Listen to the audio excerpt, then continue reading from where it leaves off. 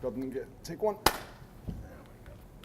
Okay, and that is 2 camera. Quiet, please.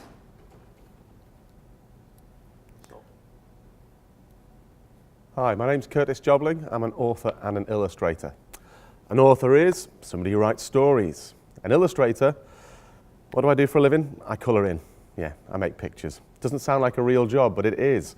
I write and illustrate picture books, but I also use those skills in animation. Animation is bringing things to life that aren't real through moving pictures. For example, there's drawn animation, computer animation, and puppet animation. You may have had a go at doing drawn animation yourself. If you've ever made a flip book where you draw in the bottom corner, flick the pages, a stickman comes to life. That's animation. But a drawn TV show made this way, it's a series of drawings done on plastic sheets of acetate. We take the photos one after another. There are 24 frames in 1 second of animation. And then the pictures come to life, and that's how we get our shows. Famous shows made this way, SpongeBob, Scooby-Doo, The Simpsons, and way back in the day, oldest cartoons. We have one guy to thank for this who kind of started the whole ball rolling, and that would be a guy called Walt Disney. When Walt was a young man, he made a short black and white film called Steamboat Willie. Don't giggle, steamboat is not a rude word. And it's a little mouse on a boat. His name was Mickey, and off the back of that, an industry started. Drawn animated movies such as Pinocchio, Snow White, Sleeping Beauty, Cinderella, all made and everybody copied. That's drawn animation. Computer animation, everything is created inside of a computer. The most famous computer animation studio in the world would be Pixar. Pixar films tend to win all the awards, okay? BAFTAs, Oscars, they get the lot. Toy Story, Finding Nemo, Ratatouille, WALL-E, Up, The Incredibles, Brave, Monsters, Inc., Inside Out, they're the best. Everybody wants to work at Pixar. I have friends who work there, but it's really hard to get a job at Pixar because Pixar have the luxury of only hiring the best of the best.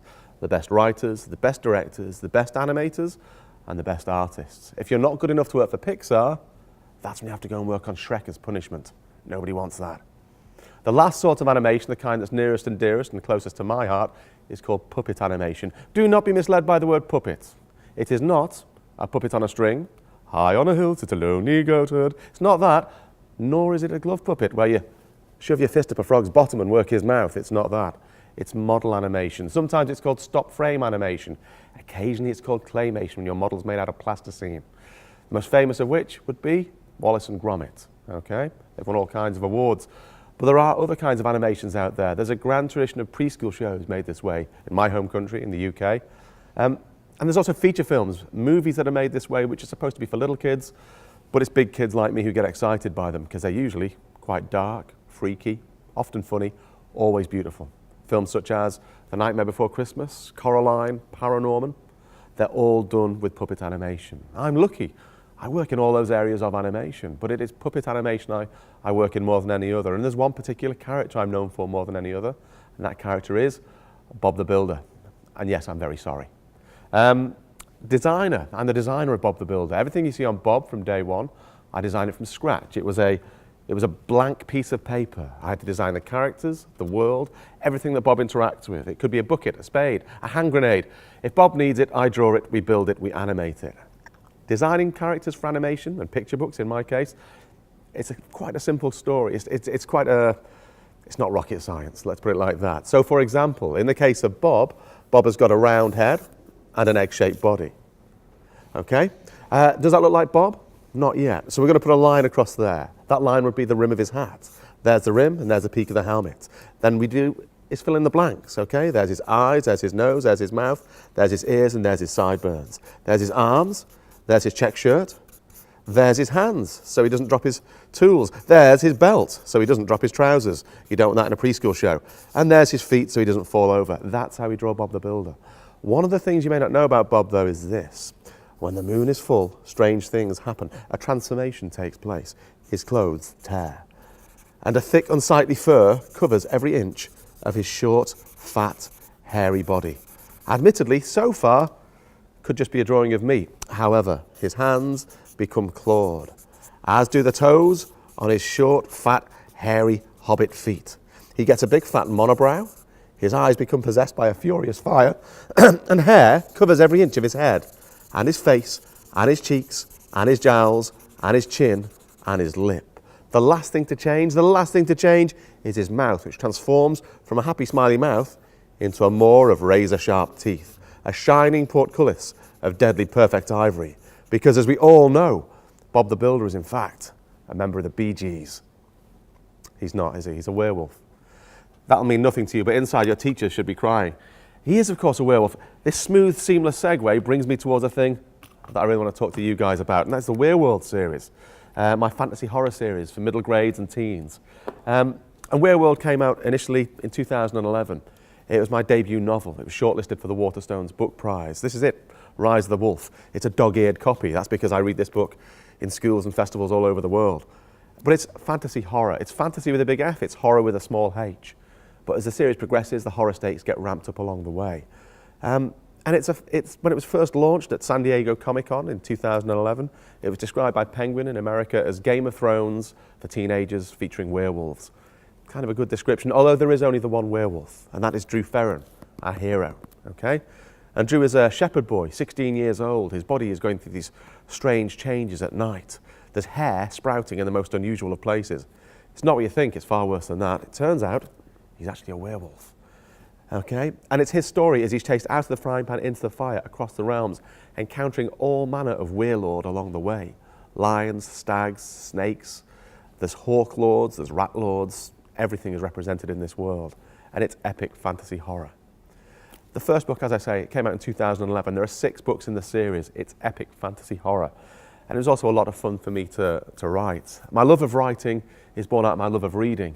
My love of reading started at my local public library when I was probably 2 or 3 years old. I distinctly remember being taken there with my mother, and whilst Mum was in the romance section, digging out the latest bodice ripper, I was in the picture books, rummaging around, and I found one book that to this day has stayed with me as one of my favourites of all time, and that was Maurice Sendak's Where the Wild Things Are. That's where I fell in love with reading, that book. At night time, I distinctly remember when my dad read the story, he'd shut the door, the lights would go out, and I would see the shadows on the wallpaper start to shift. Before I knew it, they were transforming into the land of the wild things, and I was hopping into Max's boat, and I was away, off to the land of the wild things. 8, 9 years old, I was back in the library, choosing the first novel of my own volition, and that was The Hobbit, and that's where I fell in love with fantasy as a genre. By the time I got into high school, my friends and I would get together once or twice a week. We used to play Dungeons and Dragons, a role-playing game. My friends could not be bothered learning the rules. Therefore, I was left to Muggins here to learn the rules. Therefore, I ran the games. But that's where I learnt to tell a tale and spin a yarn, by playing these games and hobbies with my friends. That word is important, hobby. I do not have any qualifications to be an author. However, somehow, in the last 5 years, I've had 11 novels published. I've got more to come. I understand books because of my love of reading. I understand storytelling because of the hobbies and games that I had as a youth. And I've carried them through to this day as well. Werewolf is the start of a journey for me. Since then, I've written the ghost stories, the haunt novels, which are kind of young adult, darkly comic ghost stories. And more recently, my new book that came out in America last year at Halloween was Max Helsing and the 13th Curse. Max Helsing, he's the last in line of the Van Helsings, okay? Van Helsing, you may know, is not a terrible, well, it is a terrible film, but the original Van Helsing, he obviously appeared first in Dracula, and he's a vampire hunter. But this is the last in line of the Van Helsings, Max. He's a 13-year-old kid growing up in a little town called Gallows Hill in Boston, in New England. And he solves monster mysteries, but he's a new wave of monster hunter. He doesn't kill them. Apart from vampires, there is no such thing as a good vampire. 3 words of advice, by the way. Vampires shouldn't sparkle. I'm going to leave that there. However, in this case, the vampires in my story, they're all wicked, the lot of them. But the other monsters, there's more of a grey area here, okay? And he befriends a lot of them. Some of the monsters that are out there happen to be his best friends. So we have vampires, zombies, ghouls, and werewolves. We have fairy creatures such as gnomes, trolls, pixies, and trolls. And then there are also cryptozoological mysteries that Max has to solve, such as, well, lake monsters, the Jersey Devil, the Chupacabra, the Yeti, Bigfoot, Sasquatch, they're all in there. This book in particular, Max Helsing, the 13th Curse, Max finds on the eve of his 13th birthday, all his friends and fiends who are his pals, they gather around him to celebrate his birthday, but when he turns 13, his whole world is turned upside down. He discovers he's marked for death by a generational curse from 13 ages back in his bloodline. It suddenly comes and bites him on the bottom. And every monster in the world wants him dead, and he has to find out why. That's the first book in the series. Just before I came out to the Lit Fest, I received the proof for the sequel, Max Helsing and the Beast of Bone Creek. This is an exclusive. I've not shown this anywhere. Well, apart from on an Instagram account. But yeah, Max Helsing and the Beast of Bone Creek, and this is my Bigfoot story. And this is Max's second novel, and there will be more as well. So I'm sorry I couldn't be here today to come into your school and do talks, but hopefully you'll get to meet a lot of the authors via the magic of video as well. And who knows, maybe I'll be visiting your school soon as well. All the best.